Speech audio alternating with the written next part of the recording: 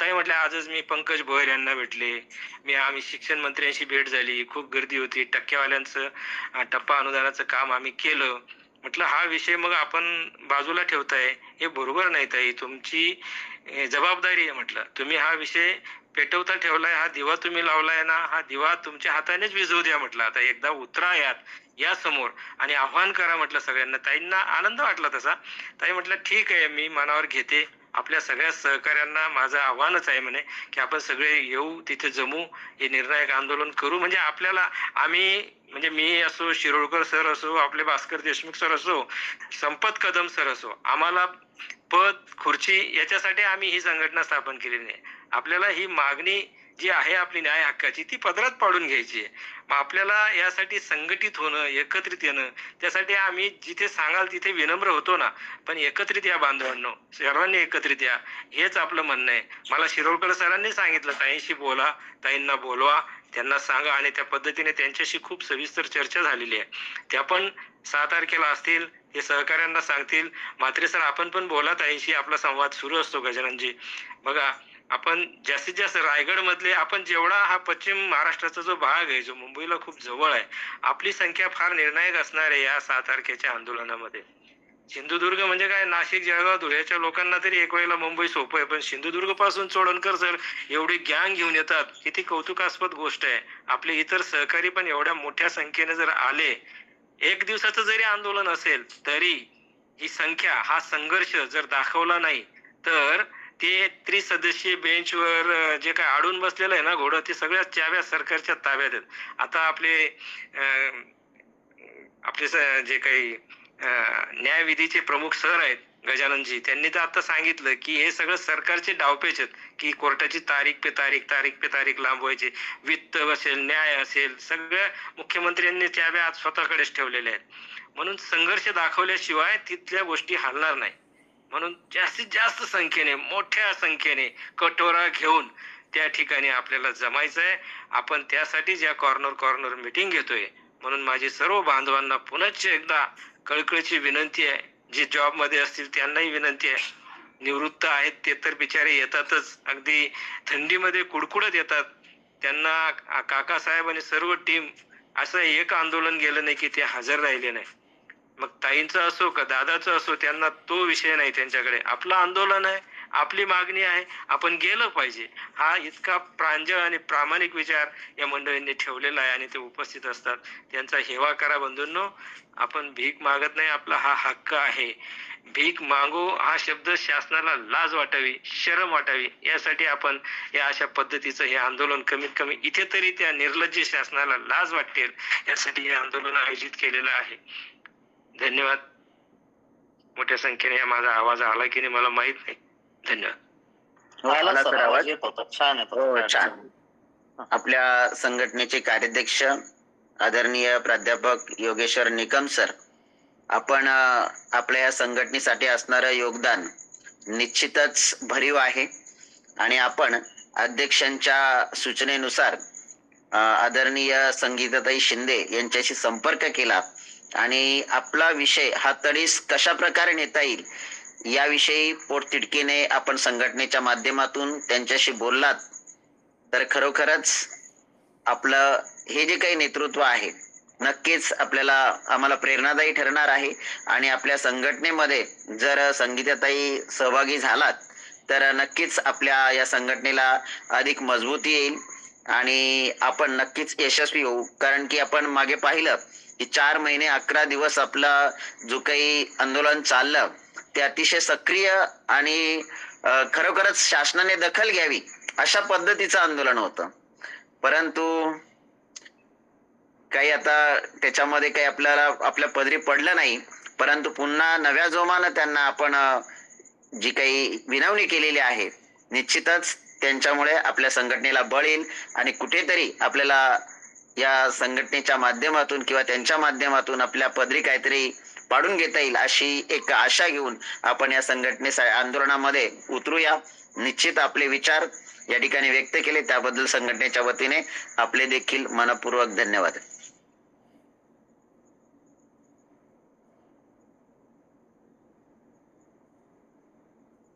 यापुढे जर आपल्या जिल्हाध्यक्ष कोणी असतील या ठिकाणी उपस्थित,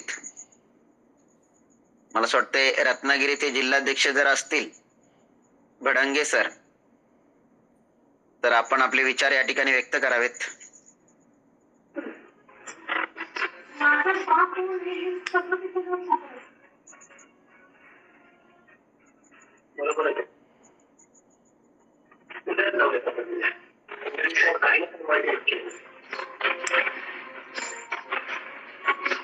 किंवा या व्यतिरिक्त आपल्याला कोणाला बोलायचं असेल तरी सुद्धा या ठिकाणी संधी उपलब्ध आहे.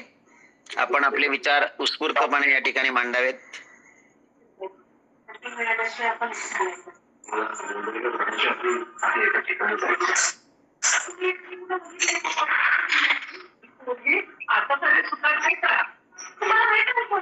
सदानंद सर, आपला माईक म्यूट ठेवा.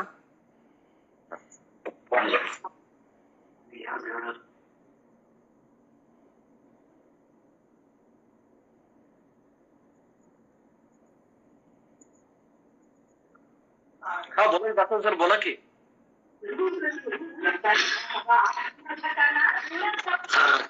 नमस्कार सर. हा बोला सर. हा मगापासून सर ऐकलं मी. आपला परिचय द्या सर आणि बोला. हा सर, दासव सर, कोल्हापूर जिल्हा बुधरगड तालुका बुधरगड, कोल्हापूर जिल्हा. बोला बोला. हा मीटिंगला सगळ्या गोष्टी मी ऐकल्या. सगळ्यांनी आपली चांगली मनोगत व्यक्त केली आणि कोर्टाचे सुद्धा निर्णय आणि त्याच्यावरती जी चर्चा झाली ती अतिशय महत्वाची होती. पण मेन कसं आहे की त्या गोष्टी लोकांना समजणं गरजेचं आहे. आपली चर्चा अतिशय चांगली झाली सर. फक्त कसं की उद्या आपल्याला जे जायचं आहे ते माझं म्हणणं काय की प्रत्येक जिल्हाध्यक्षांनी प्रत्येक तालुक्याच्या अध्यक्षांना किंवा त्यांना सांगून तालुक्यातल्या सगळ्या शाळांना कॉन्टॅक्ट करणं गरजेचं आहे. कारण आज कुंभार सरांनी सुद्धा सांगितलं, आपले राधानगरीचे आपले कोल्हापूर जिल्हा अध्यक्ष, मी बऱ्यापैकी काल मला त्यांचा फोन झाला. तालुक्यामध्ये सगळ्यांना मी आज पूर्ण शाळेना कॉन्टॅक्ट केलं, पण म्हणावा तसा काय लोकांचा मला बॅकअप मिळेना. प्रत्येकानं वैयक्तिक मी कॉन्टॅक्ट केले. आणखी हॅलो, हा बोला सर. त्यामुळे जिल्हाध्यक्षांच्याकडून जरासं पुन्हा एक फोन होऊ दे. बऱ्यापैकी पेन्शनर लोक आहेत, म्हणजे आता हे रिटायर झालेल्या लोकांची यादी सुद्धा आम्ही ग्रुपवर टाकली, तालुका ग्रुपवर. आणि तालुका ग्रुपवर मला वाटतं आपल्या 8001 नंबर 1 ग्रुपला सुद्धा मी माझं व्यक्तिगत मत जे डिटेल वृत्तांत टाकलाय मी, तसं आमच्या कोल्हापूर जिल्हा ग्रुपला आणि बुधड तालुका ग्रुपला टाकलेत. पण लोकांच्याकडून जी मगाशी चर्चा झाली तशी जशी टप्पा अनुदानवाली लोक आज शाळा बंद करून गेलेत पूर्णतः. म्हणजे आमच्या तर भागातले सगळे शाळा म्हणजे एकही विद्यार्थी नाही, डायरेक्ट सगळे गेलेत तिथं मुंबईला. पण आपल्या इथे लोक अजूनही ते त्या मानसिकतेत नाहीत. माझं म्हणणं होतं की जर प्रत्येक मी असं स्टेटमेंट मुख्याध्यापकांना वैयक्तिक टाकले तालुक्यातल्या. आमच्या इथे 14 शाळा आहेत की मुख्याध्यापकांनी स्वतः इंटरेस्ट घेऊन एक शिक्षक आणि एक शिक्षकेतर असं कोणतरी किंवा 2 पाठवावीत असं सुद्धा आवाहन केलंय. पण मला एकही रिप्लाय आलेला नाही अजून. त्यामुळे वरच्या लेवलला प्रत्येकानं जर पुन्हा जर काही कॉन्टॅक्ट झाला तर बरं होईल. Hello hello. हा सर. शाळा जसे टप्पा अनुदानाला शाळाच बंद करून गेलेत. मी काही शिक्षकांना त्यात मी पडलोय ज्युनियरचा शिक्षक आणि 14 शाळा आहेत त्या माध्यमिक आहेत काय, आणि त्यांना आम्ही ज्युनियरचे 3 जण शिक्षक आहेत तालुक्यामध्ये या जुन्या पेन्शनच्या संदर्भात. बाकी 14 शाळांचे जवळजवळ 140 लोक आहेत.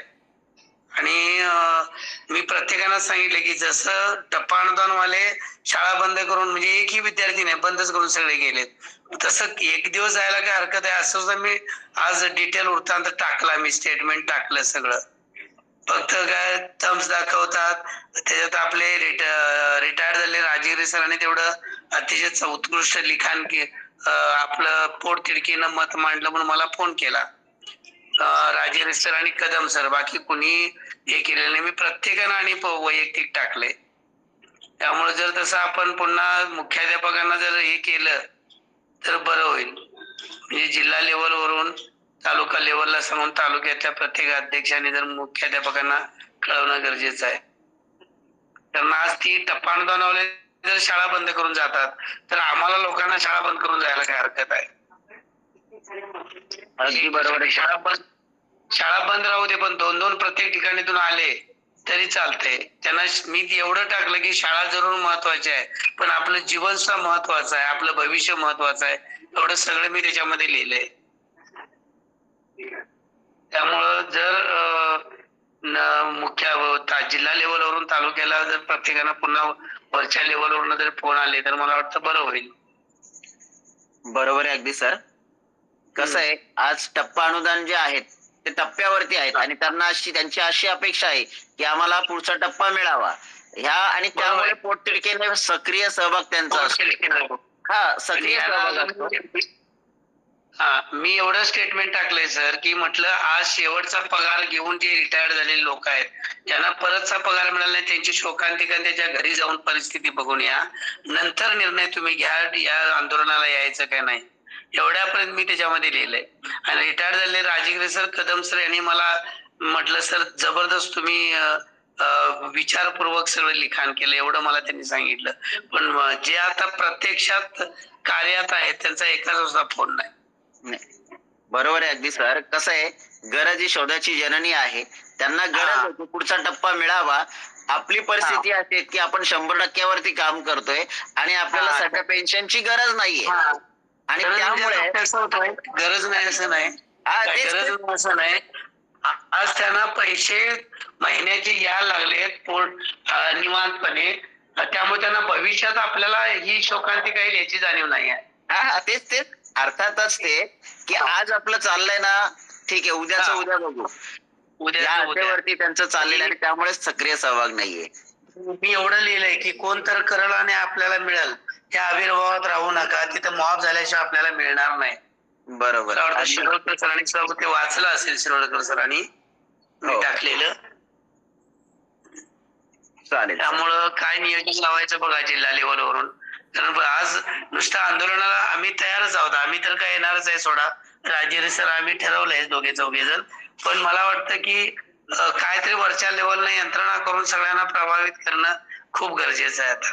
कारण मी एवढं खूप प्रयत्न केले 2-3 दिवस, पण काय हे नाही. पण आम्ही तर आहेच थोडा, पण आम्ही गेल्या वेळेच्या आझाद मैदानाला आम्ही 20-25 जण तालुक्यातून आलेलो होतो, पण यावेळेला काय एवढा फॉलो दिसत नाही. नाही, अगदी खरं आहे सर. कोल्हापूर असेल, सिंधुदुर्ग असेल, रत्नागिरी असेल, या दूरवरच्या जिल्ह्यातून लोक येत आहेत, जवळचे लोक आहेत ते नसतात.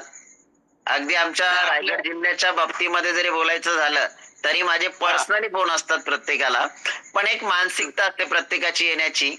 आपण आपल्यासाठी जायचंय एवढं जरी त्यांना वाटलं तरी सुद्धा खूप काही असतं. काय होतंय त्यांना की पैसे कोणी घालायचे, काय कोणी, आम्ही आता स्वतः पैसे घालून आम्ही आता कुणालाच त्यांच्या स्टाफ मेंबर नसतं आम्ही म्हणत नाही आम्ही त्या, तरी आम्ही गेल्या वेळेला पण विरोध करत नाही सोडा. पण आता उद्या कुणालाही मागणार नाही, स्वतः माझं मी, हे प्रत्येकाने ठरवायला पाहिजे की माझे आज, पण तो विचार नाही लोकांचा. बरोबर, लोकांना विचार तेवढा प्रभावित करायला पाहिजे. बरोबर आहे अगदी सर. धन्यवाद सर. आपण कोल्हापूर मधून या ऑनलाईन मीटिंग मध्ये सहभागी झालात, आपले विचार या ठिकाणी व्यक्त केलेत, त्याबद्दल सदानंद दासव सर आपले संघटनेच्या वतीने मनपूर्वक धन्यवाद. ठीक आहे सर. थँक्यू. मी रत्नागिरीतून बोलतोय. हॅलो. बोला, परिचय द्या आणि थोडक्यात बोला. हॅलो सर, आवाज येतो का माझा? हा, येतोय, बोला. मी सोलापूरहून बोलते सर. सोलापूर. हो, बोला. प्राथमिक शिक्षिका होते सर मी. नाव सांगा. श्री बसवेश्वर मराठी विद्यालय यामध्ये जुना बिर्डी घरकुल मध्ये आमच्या शाळेत 50 स्टाफ होता प्राथमिकचा. त्यामध्ये फक्त सर आम्हाला 3 लेडीज शिक्षिकांना पेन्शन बसत नाही. मी सर सेवानिवृत्त 2021 ला झाले, जूनला. 6 वर्ष झाली आता. एक कुठलीच पेन्शन नाहीये सर, ओपीसी नाही, डीसीएफ नाही आणि जुनी पण पेन्शन लागू नये. आम्ही ज्या वेळेला शाळेत होतो तेव्हाच आमच्या क्लार्कने सांगितलं होतं तुम्हाला कुठलीच पेन्शन बसत नाही. जॉईनिंग डेट आता काय? काय करायचं सर, रिटायर होऊन आम्ही 21ला सेवानिवृत्त झालोय. नाही. एक दुसरी शिक्षिका आहे ती 22ला झाली आणि तिसरी एक आहे ती 23ला झाली. मग आता आंदोलनात येऊन काही उपयोग होईल का सर आमचा? विषय तुमचा असा आहे की तुम्ही 2005 पूर्वी टप्प्यावरती होतात का? हो, 15ला सर नाही, म्हणजे 2010च्या पुढे आहे आम्ही. हा 12ला 40% झाले सर, 60, 15ला आम्ही 100% झालो. हा. आणि जॉईनिंग 2001, 1/6/2000 आहे. विना अनुदानित अप्रोल आहे का? आहे की मग या ना आंदोलनाला. मग विना अनुदानित तुकडीवरच होतो सर आम्ही जॉईन मग झालो तेव्हा. आंदोलनाला या. ठीक आहे सर. आणि सोलापूरचं सर जिल्ह्यातलं कोणच इंटरेस्टिंग नाहीये. मागच्या वेळेला पण सर होता आझाद मैदानावर येणार होतो, गाड्या नाहीयेत, हे नाही, सोबत कोण नाही. आम्ही आता लेडीजने कशी यायचं सर? आता त्रास व्हायला लागला. 63 संपले सर माझे आता. काय करायचं सर? फार टेन्शन येतंय. यायची तरी खूप इच्छा आहे, तरी पण आम्ही प्रयत्न करतो. 3 लेडीज आहे, एक पुण्यात आहे, आम्ही सोलापूरच्या दोघी येतो सर. ओके, स्वागत आहे मॅडम. कसं आहे, म्हणजे सोलापूरच्या संघटनेचं सर जरा इंटरेस्टिंग कोणच नाहीयेत सर. ज्या बाकीच्या कोल्हापूर इतर जिल्ह्यांचे कसे असते सर, आता सोलापूर जिल्ह्याचा कोण आहे का सर संघटनेचा अध्यक्ष? जॉईनिंगला बी नाही, कुठं काहीच नाही. नाही नाही, आता सोलापूरचे सर हरिदास गवळी सर यांनी विचार व्यक्त केले, त्यांच्याशी संपर्क करा. काय माहितीये का, कुठली जी समस्या असते ना ती संघटनेमध्ये आली का आपोआप सुटते. आपल्याला माहिती होतं काय करायला पाहिजे, एक मार्गदर्शक दिशा मिळते. नाही सर, मार्गदर्शन मी घेते सर. आमच्या संघटनेत आहेत सर बाकीचे काही काही लोक, त्यांना मी भेटते, विचारते वैयक्तिक काय करू का, हे करू का, ते नको म्हणतात.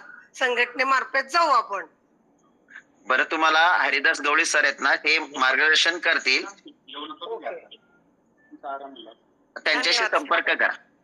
ओके, धन्यवाद.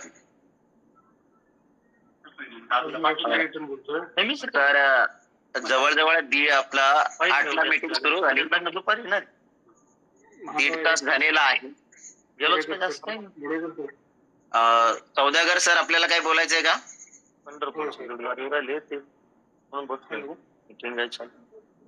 सौदागर सर, हा बोलतोय, आवाज येतोय.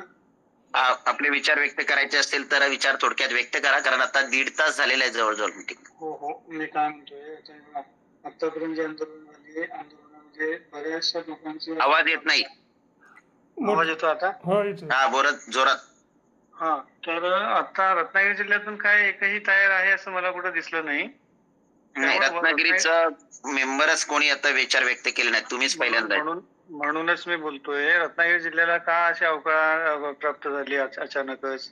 सक्रिय होता तुमचा जिल्हा. आणि महले सरांच्या केसेससाठी सगळ्यात जास्त निधी 49,000 आम्ही जमा करून दिलेले आहेत.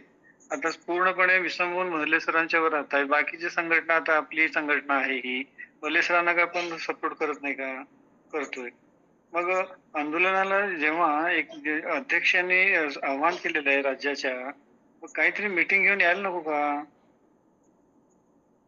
पण आपले विलास जाधव आहेत जिल्हा अध्यक्ष, त्यांनी कुठं काय विषय पण मांडला नाही, कुठं ग्रुपवर नाही. म्हणजे थोडक्यात सांगायचं तात्पर्य काय, सावकाश जे रिटायरमेंट जवळ आलेली लोक आहेत सगळेजण अंग काढून गेले, म्हणजे गरज नाही असं वाटायला लागलंय. मग हे आपण बोलू नये, आपण पण आता आपण पण त्याच एका जात्यात सुखात असणारी माणसं, असं व्हायला नको ना. धगधगती जी मशाल आहे ती धगधगतीच ठेवायला पाहिजे. आता हे बाकीचे निकम सर आहेत, राजगिरे सर आहेत, आपले शिरोळकर सर आहेत, तर हे काय करतायत ना, अनेक वेळा मीटिंग घ्यायला लागलेत. कशासाठी? सगळ्यांसाठीच ना. हो ना. बाकीची माणसं जर ढिली पडली, मग संघटना कशी उभी राहणार? आणि आपलं तर आवाज आहे हजारानं उपस्थित राहायचं, तर कसं होतील हजार? अनेक वेळा मी टाकलंय, अनेक वेळा मेसेज दिलाय. 500,000ची संख्या अजूनपर्यंत झालेली नाही. आता आपण 7 तारखेचं आपण आव्हान केलंय, येतील का? बरोबर ना. आता आपल्या म्हणून मी सांगितलं होतं सर याच्या आधी, ऑफलाईन तुम्ही जिल्हा मीटिंग का लावत नाही? काढा ना आणखी 1500 रुपये प्रत्येकाकडून. एक ऑफलाईन मीटिंग घ्या. मी अनेक वेळा सांगितलेलं आहे, प्रत्येक जिल्ह्यामध्ये ऑफलाईन मीटिंग व्हायला पाहिजे. एक पण झालेली नाही. बरोबर. कुठल्या जिल्ह्यात झालेली नाही. झाली असेल कोल्हापूरला किंवा सांगलीला, पण इकडे नाही झाली. शोकांतिक आहे सर. असं नाही नाही, होणार. बरोबर. लोक जोपर्यंत एकत्र येणार नाहीत, लोकांना त्याची झळ कळणार नाही. चालू आहे ना पगार, करतील काहीतरी, नाही तीच काहीतरी होईल. वस्तुस्थिती आहे. असं नाही ना. बरोबर आहे. असं नाही. असं सगळेजण अगदी नाही, आता बघा, बाहेर पडलेत. आपली बाहेर पडलेत ना. अरे तुम्हाला पेन्शनचा विषय आहे. कसं आहे सौदागर सर, आपली संघटना स्थापन झाल्यापासून जे संघटनेमध्ये सुरुवातीपासून फाउंडेशन पासून आहेत त्याच्यातला कुठलाही कमी पडलेला नाहीये. प्रत्येक जण जोमाने काम करतोय. उलट त्यांच्या बरोबर इतरांनी येणं गरजेचं आहे. परंतु जो सपोर्टच नसेल तर हे जे आपले पदाधिकारी आहेत यांनी किती धावणार? ते आपल्याला तीच आवश्यकता आहे खरी, फिजिकली प्रेझेंट राहणं. तेच आहे ना. तेच हा, आणि ते प्रत्येक जण जोमाने काम करतोय. आता शिरोळकर सर जिथे पाहिजे तिथे जात असतात, प्रत्येक ठिकाणी धावतायत. त्यांच्याबरोबर सगळीच टीम. एकच शिरोळकर सरांचं नाव घेणं चुकीचं आहे, पण आपल्या संघटनेचा प्रत्येक सदस्य कुठे ना कुठे कार्यरत आहे.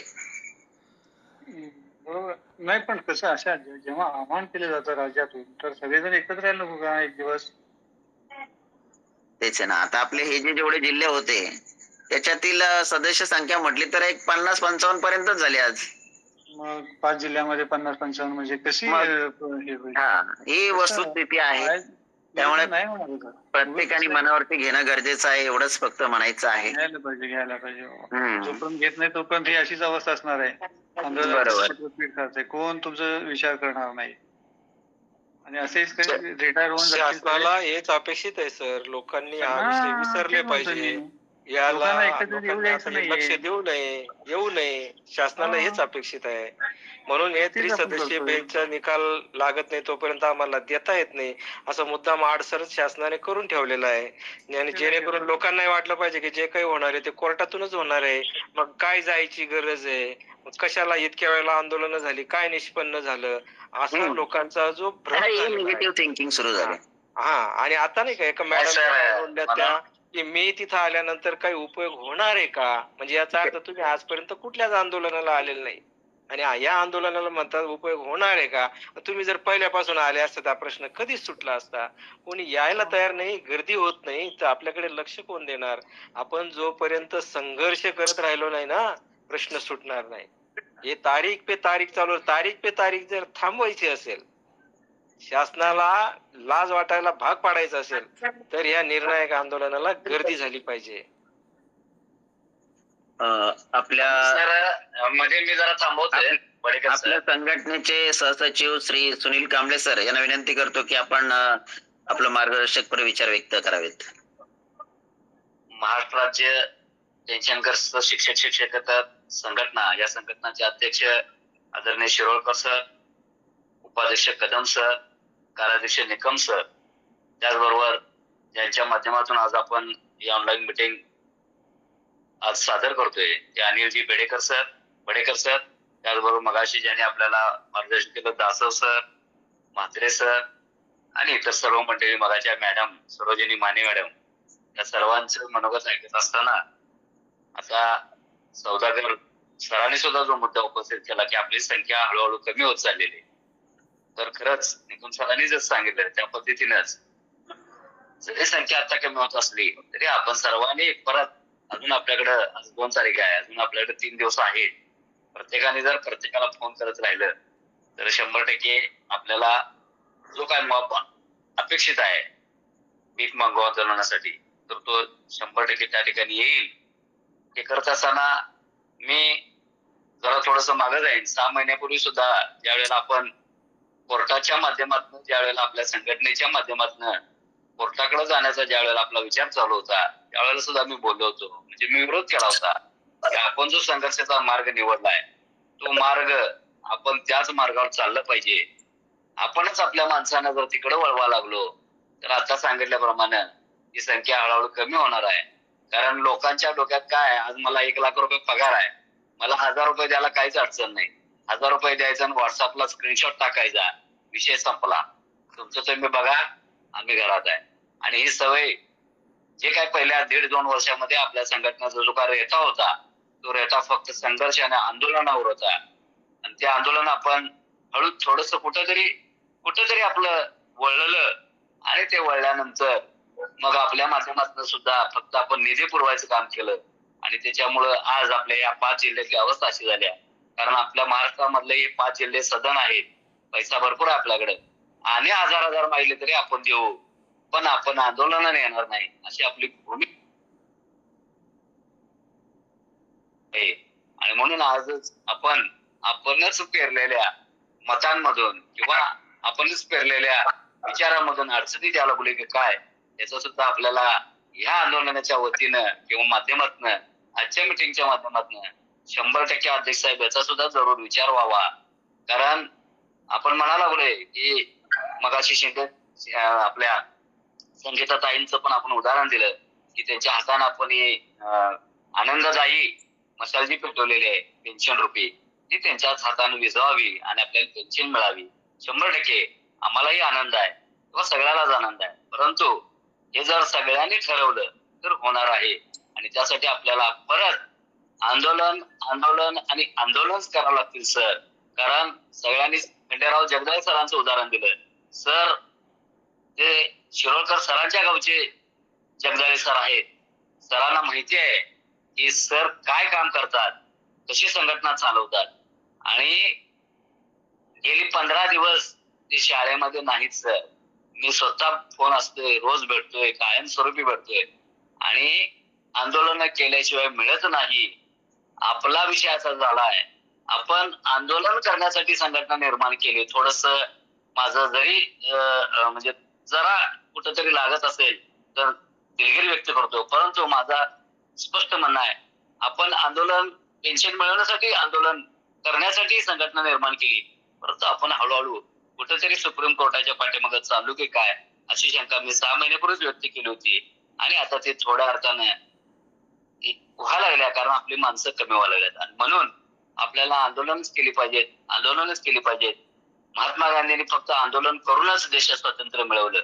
तसंच आपल्याला चळवळ आंदोलन करूनच सर पेन्शन मिळवता येईल असं मला वाटतंय. कारण महाराष्ट्राच्या कानाकोपऱ्यात ही सर्व मंडळी जोपर्यंत येत नाही तोपर्यंत आपला प्रश्न असाच राहील. आणि फक्त सुप्रीम कोर्टाकडे बोट दाखवलं जाईल आणि आपलेही डोळा आणि बोट तिकडेच असेल. तर थोडस ह्या मिटिंगच्या निमित्तानं याचंही आपण सर्वांनी माझ्या सहित आत्मपरीक्षण करणं सुद्धा गरजेचं आहे सर. आणि परत एकदा सर्वांना धन्यवाद देतो. आणि सगळ्यांनी जरी संख्या कमी असली आज तरी सगळ्यांनी प्रत्येकाला फोन करून आपल्या बरोबर 4-5 लोक कशी येतील एवढा जरी प्रयत्न केला तर आपलं हे आंदोलन यशस्वी होईल. आणि मग पुढच्या येणाऱ्या काळामध्ये आंदोलन कशा पद्धतीने करायला पाहिजे याच्यासाठी आपण परत एकदा त्याच्यासाठी तो विचार विनिमय व्हावा अशी एक अपेक्षा व्यक्त करतो आणि थांबतो. जय हिंद, जय महाराष्ट्र.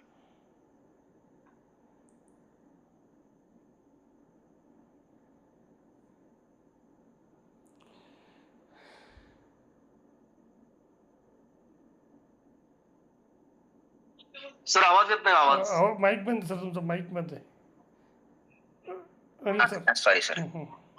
आपल्या संघटनेचे सहसचिव श्री तानाजी कांबळे सर यांनी या संघटनेसाठी अगदी सुरुवातीपासून चांगल्या प्रकारचे योगदान दिलेलं आहे.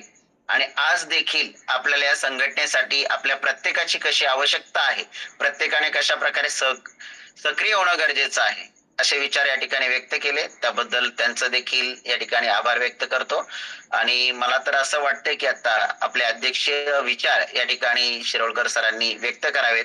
तत्पूर्वी जर कोणाला काही विचार व्यक्त करायचे असतील, आपलं मनोगत व्यक्त करायचे असेल तर या ठिकाणी संधी उपलब्ध आहे.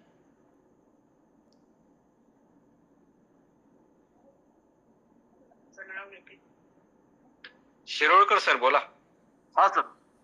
महाराष्ट्र राज्य पेन्शनग्रस्त शिक्षक शिक्षकेतर कर्मचारी संघटना या संघटनेचे आधारस्तंभ कार्याध्यक्ष आदरणीय निकम सर, सहसचिव सुनील कांबळे सर, उपाध्यक्ष आदरणीय संपत कदम सर, त्याचप्रमाणे आजच्या मीटिंगचे समन्वयक आदरणीय बडेकर सर, आजच्या मीटिंग मध्ये विचार व्यक्त केलेले सिंधुदुर्ग जिल्हाध्यक्ष Desai sir, Mhatre sir, Gawale sir, Dasav sir, सर्वच उपस्थित बंधू आणि भगिनीनो, आंदोलन करणं किती गरजेचं आहे आणि किती महत्वाचं आहे, रस्त्यावरची लढाई किती महत्वाची आहे हे प्रत्येक वक्त्याच्या मुखातून आपल्याला ऐकायला मिळालं. त्यांची तळमळ ऐकायला मिळाली आणि त्या तळमळी पाठीमागे अशी किनार होती की आंदोलनासाठी आपण जायचंय, आपण प्रयत्न करतोय, मात्र संख्या त्या ठिकाणी फारशी उपस्थित राहत नाही. आज आमच्या संस्थेमध्ये पण आमची पण एक शिक्षण प्रसारक मंडळ कोल्हापूर संस्था आहे. त्या संस्थेमध्ये पण एक जवळजवळ 10-12 कर्मचारी आहेत आणि हा विषय आज आम्ही आमच्या संस्थेच्या चेअरमन आदरणीय मंजिरी मोरे मॅडम यांच्याकडे मांडला आम्ही आणि त्यांनी उत्स्फूर्तपणे सांगितलं आम्हाला की सर, तुम्ही जर नेतृत्व करत असाल आणि हा जर जीवाभावाचा प्रश्न असेल तर आपल्या संस्थेतले सगळेच कर्मचारी आंदोलनासाठी उपस्थित राहायला पाहिजेत. म्हणजेच आपण ज्या ठिकाणी काम करत असतोय ते काम करत असणारे तिथल्या प्राचार्यांना, संस्था प्रमुखांना सुद्धा याची जाणीव आहे. मात्र खरोखरच जे पेन्शनग्रस्त आहेत, आपलं भविष्य किती अंधारमय असणार आहे पेन्शन नसल्यानंतर याची कल्पना असून देखील ते लोक दुर्लक्ष करतात आणि या आंदोलनाचे थट्टा उडवतात. परवाच आपल्याला देशमुख सरांनी पण सांगितलं की एसीच्या गाडीमधून फिरत असतात, बाहेर जात असतात आणि हे आंदोलन करत असतात, त्याच्याबद्दल चर्चा करणं, खरोखरच ते सुद्धा पेन्शनग्रस्त असतात. तशीच अवस्था आपल्या बांधवांची. खर तर हे आंदोलनासाठी मारक आपल्याच पेन्शनग्रस्त बांधव आहेत. त्यांना का कुणास ठाऊक या प्रत्येक गोष्टीबद्दल अज्ञान म्हणावं का त्यांच्यामधला असणारा जो एक कुत्सितपणा म्हणावा की कशाला जायचं आंदोलनाला, सुप्रीम कोर्ट आहेत, मल्ले सर आहेत, शेवटी काय अजून आमची 4-5 वर्ष आहेत, 5-6 वर्ष आहेत, आपल्याला ते मिळणारच आहे, एवढा संकुचित विचार की लोक करू लागलेले आहेत. आणि खर तरी ह्या लोकांनी जरी समजा स्वतःच्या आजारपणामुळे किंवा काही प्रॉब्लेममुळे एका दुसऱ्या आंदोलन जरी मिस केले असतील तर दुसऱ्या जाण्यासाठी सुद्धा हे प्रतिबंध करतात. तर कृपा करून माझ्या सर्व पेन्शनग्रस्त बांधवांना माझं कळकळीचं आव्हान आहे, समजा काही कारणास्तव आपल्याला जरी अडचणी असतील पण मात्र जे जाण्यास बांधव उत्सुक असतील त्यांना तुम्ही रोखू नका, त्यांना प्रोत्साहित करा. आता राजेगिरी सरांच्या सारखे कोल्हापूरचे जे गारगोटीचे सेवानिवृत्त आहेत त्यांची खरोखरच परिस्थिती खूपच हालाकीची आहे, पण त्यांची एवढी तळमळ असते की आंदोलनाला जायलाच पाहिजे. त्यांनी मला अगदी फोन करून खासगीत सांगितलं, सर खूप माझी इच्छा आहे पण आर्थिक परिस्थितीमुळं आपण तिथं जाऊ शकत नाही. सर तर परवा असे म्हणाले की सर मग रेल्वे किती वाजता आहे, जनरलचं तिकीट किती वाजता आहे, म्हणजे कितीपर्यंत असेल, कधी आपण पोहोचू. म्हणजे एवढी माणसं या संदर्भात मनापासून तळमळीने प्रयत्न करत असतात. फार काय बोलण्यासारखं नाहीये. मग जर असे जर सगळे बांधव जर काम करत असतील मग पुढे धावणाऱ्यांची उमेद कशी राहील. आम्ही 8-10 आंदोलनं केली, अजून एक 3-4 आंदोलनं करू. शेवटी प्रत्येक जण म्हणेल की जर बाकीचे जर सोबत असतील तर त्याला लढण्याला अर्थ आहे.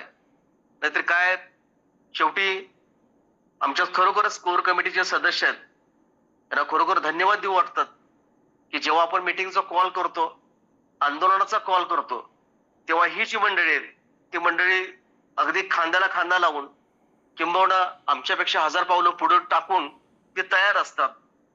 त्यामुळंच आपली संघटना नावारूपाला आलेली आहे आणि आपल्या संघटनेमुळे हा प्रश्न जिवंत राहिलेला आहे, याचा खरोखरच आपल्याला अभिमान आहे. आणि निश्चितच सर की आपण लढाई जिंकूया, आपण प्रयत्न करूया. जे येतील त्यांना सोबत घेऊन, जे येणार नाहीत त्यांना पुन्हा पुन्हा आपण विनंती करूया आणि आपलं 6 तारखेचं जे प्लीज मागो आंदोलन आहे ते यशस्वी करूया. आणि आंदोलन यशस्वी करत दिले त्या दिवशी दुसरे एक आंदोलन आहे 6 तारखेला कनिष्ठ महाविद्यालय शिक्षक संघाचं सुद्धा संच मान्यतेच्या दुरुस्तीसाठी सुद्धा आंदोलन आहे. त्यामध्ये बांधव आहे. त्यामुळे आंदोलकाची संख्या निश्चित जास्त असणार.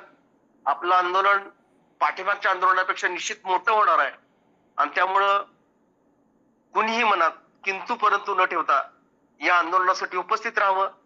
त्या ठिकाणी कोणतीही गैरसोय होणार नाही याची काळजी आपल्या संघटनेने घेतलेली आहे. हा सगळा आशावाद व्यक्त करतो. पुन्हा एकदा तुम्हाला कळकळीचं आव्हान करतो की ज्यांना शक्य नाही त्यांनी दुसरे कोण रिटायरमेंट असतील, सेवानिवृत्त झाले असतील, त्यांना फार तर तुम्ही आर्थिक मदत करा. त्याचप्रमाणे जे तुमच्या सोबत येणार आहेत त्यांची काही परिस्थिती नसेल, त्यांच्या काही अडचणी असतील ते सॉल्व्ह करून पुढं पाठीमागं ठरवून तो दिवस 6 तारखेचा तुम्ही तो रिझर्व्ह ठेवावा आणि आंदोलनासाठी आपली उपस्थिती दाखवावी. हे आंदोलन शेवटचं ठरावं अशी मी अपेक्षा व्यक्त करतो आणि सर्वांना पुन्हा पुन्हा आव्हान करतो की 6 तारखेला 10 वाजता आपण त्या ठिकाणी पाण्याची बॉटल, छत्री, त्याचप्रमाणे आपलं ओळखपत्र आणि सर्वात महत्वाचं म्हणजे कटोरा घेऊन आपण त्या ठिकाणी उपस्थित राहायचं आहे. धन्यवाद. धन्यवाद सर. आभार व्यक्त करायचे सर.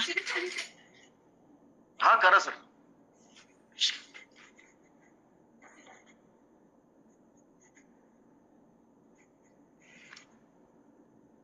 आज आपण जुनी पेन्शनग्रस्त शिक्षक शिक्षकेतर कर्मचारी संघटनेच्या वतीने ऑनलाईन मीटिंगचं आयोजन केलेलं होतं.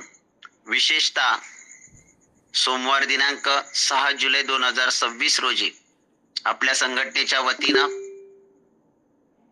भीक मागो आंदोलन योगेश्वर निकम सरांनी सांगितल्याप्रमाणे खरं तर आपला हा हक्क आहे, परंतु शासनाला आपल्याला एका वेगळ्या पद्धतीने इथे या आंदोलनाच्या माध्यमातून इथे दाखवून द्यायचं आहे आणि म्हणूनच आपण हे आगळं-वेगळं नाव या आंदोलनाला दिलेलं आहे.